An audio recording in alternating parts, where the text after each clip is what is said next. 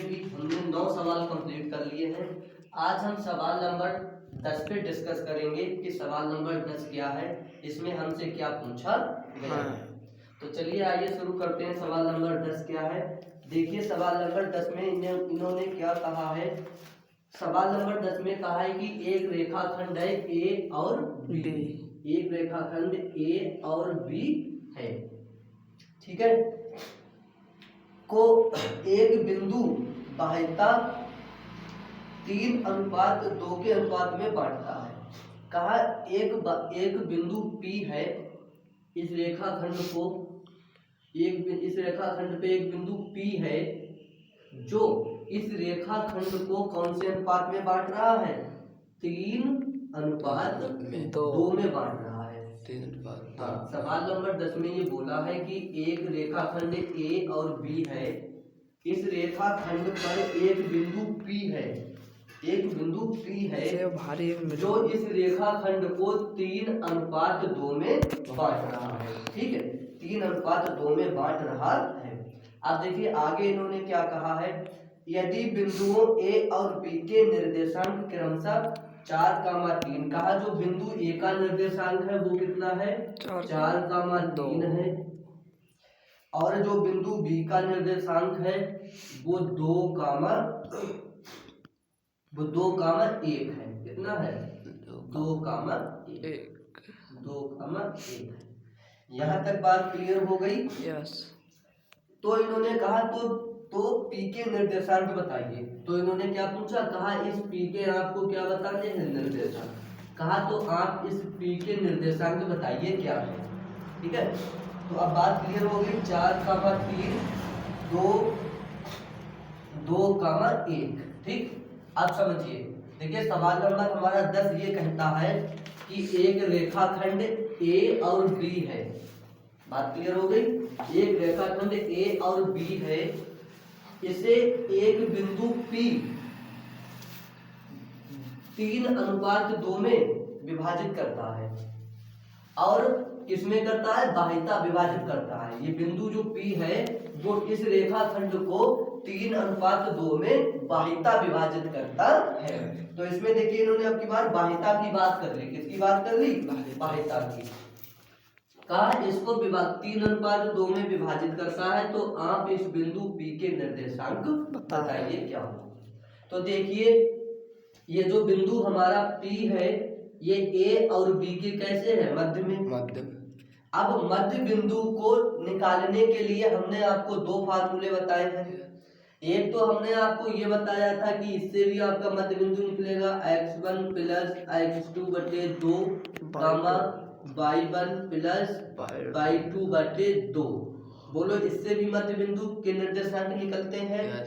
लेकिन ये बिंदु कब लगता है, जब हमें अनुपात नहीं पता होता है, तब हम ये वाला लगाते हैं, ठीक है, तब ये वाला लगाते हैं जब हमें अनुपात नहीं पता होता है। सवाल में जब अनुपात पता होता है तो कौन सा लगाते हैं, तो लगाते हैं 12-21 वाला फार्मूला, यानी कि IMAX वाला, ठीक है।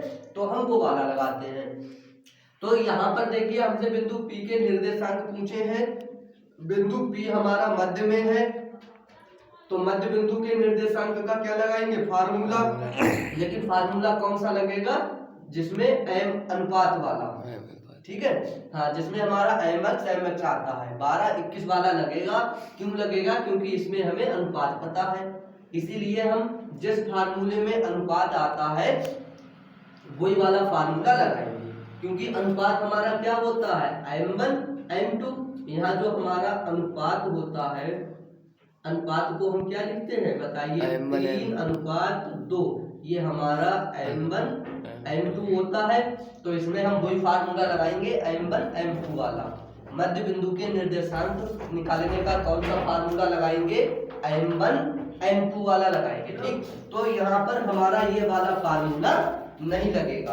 क्यों नहीं लगेगा, बात क्लियर हो गई। क्योंकि ये फार्मूला हमें जब लगाते हैं जब हमें निर्देशांक, जब हमें अनुपात नहीं पता होता है, जब हमें अनुपात नहीं पता होता है तो हम ये वाला फार्मूला लगाते हैं मध्य बिंदु के निर्देशांक निकालने के लिए। और जब हमें अनुपात पता होता है तो हम लगाते हैं मध्य बिंदु का फार्मूला, मध्य बिंदु का फार्मूला mx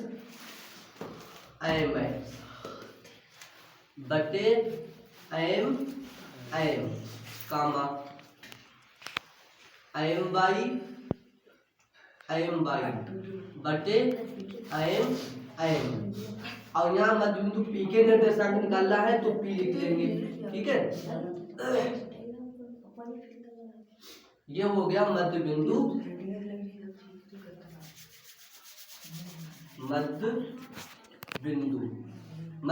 P के निर्देशांक, ठीक। मध्य बिंदु P यहाँ लिख दे रहे हैं हम के निर्देशांक, ठीक। मध्य बिंदु P के निर्देशांक, मध्य बिंदु P के निर्देशांक निकालने के लिए हम ये वाला फार्मूला लगाएंगे mx m, ठीक। क्योंकि इसमें अनुपात पता है तो इसलिए अनुपात को m1 m2 लिखते हैं, इसीलिए mx ये वाला फार्मूला हमारा लगेगा। इसको हमने नाम दिया था 12-21 वाला फार्मूला। ये फार्मूला लिखने की क्या है ट्रिक, जो हमने ऐसे लिखा है m, ये फार्मूला लिखने की क्या होती है ट्रिक। आप इतने बड़े फार्मूले को ऐसे याद नहीं रख पाओगे, इसीलिए हमने आपको एक ट्रिक बता दी कि जब आपको मध्य बिंदु के निर्देशांक का फार्मूला लिखना हो तो आप कैसे लिखेंगे। पहले लिखेंगे mx, फिर लिखेंगे m/, फिर लिखेंगे m।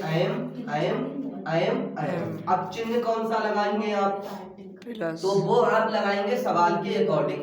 सवाल में शर्त क्या रखी गई है, बाह्यता विभाजित, कि ये बिंदु के निर्देशांक कैसे है, बाह्यता विभाजित है। कैसे है, बाह्यता विभाजित, मतलब ये बाह्यता विभाजित बिंदु के निर्देशांक पूछे हैं तो हमने तुम्हें बताया था बाह्यता विभाजित के लिए हम कौन सा चिन्ह लगाते हैं, माइनस। तो यहाँ लगा दो माइनस, दोनों जगह क्या लगा देंगे, माइनस। ये हमारा माइनस हो गया। अब यहाँ पे क्या लगाते हैं, 12-21, 12-21, ठीक है। यहाँ लगा दो 12, यहाँ 12, यहाँ 12, ठीक। अब ये तुम्हारा फार्मूला बनके क्या हो गया, तैयार हो गया। अब देखिए m1 m2 तो हमें पता लग गया, लेकिन x1 x2 भी चाहिए हमें, तो वो हमें कहाँ मिलेगा, यहाँ मिलेगा। x1 y1 होता है ये, x1 y1 ये होता है, x2 ये होता है y2, ठीक है। आप सारे मान यहाँ पे लगाओ। देखो m1 का मान लगाओ क्या है, 3 गुणा x2 का मान कितना है, 2 माइनस m2 का मान कितना है, 2 m2 का मान 2 गुणा x1 का मान क्या है, 4 बटे m1 का मान क्या है, 3 और m2 का मान क्या है, माइनस का कामा। m1 का मान कितना है, 3 और गुणा y2 का मान क्या है, 1, ठीक। माइनस m2 का मान क्या है बताइए। देखिए m1 का मान क्या है, 3 लगा दिया, y2 का मान क्या है, 1 लगा दिया। अब देखिए माइनस तो माइनस लगा दिया, m2 का मान क्या है, 2 तो 2 लगा दो गुणा y1 का मान क्या है हमारे पास, 3 तो यहाँ 3 लगा दो। अब देखिए m1 का मान क्या है, 3 लगा दो, माइनस m2 का मान क्या है, 2 तो 2 लगा दो। अब इसको सॉल्व करिएगा, 3 दूनी 6 माइनस 2 चौक 8 बटे, यहाँ घटाओ 1 बचेगा, 3 में से 2 गया 1, यहाँ 3 एकम 3, यहाँ माइनस का 3 दूनी क्या हो जाएगा 6 और यहाँ बचेगा 1। अब माइनस का बचेगा यहाँ माइनस। अब इधर देखो माइनस बचे, कैसे बचेगा माइनस बताइए। अच्छा हाँ, माइनस के 2 में प्लस का 2 बचेगा। अब देखिए यहाँ 2 किसका बचेगा, माइनस, क्योंकि माइनस की वैल्यू बड़ी है, तो माइनस के 2 बचा और 1, ठीक है। Yes sir. कामा, यहाँ पर देखिए माइनस का कितना बचेगा 3/1, 1 से भाग करेंगे आप तो क्या आएगा निकल के -2 -3। ठीक, ये हो गया तुम्हारा मध्य बिंदु P के निर्देशांक। बताइए यहाँ तक कोई समस्या ना? ठीक है, कुछ हमें नहीं दिया था इसमें। सवाल नंबर 10 में हमें एक रेखाखंड AB दिया था और इस रेखाखंड को एक बिंदु P ने समान, सुन लीजिए ध्यान से एक बार फिर से, एक रेखाखंड AB हमें दिया था, इस रेखाखंड AB को एक बिंदु P ने 3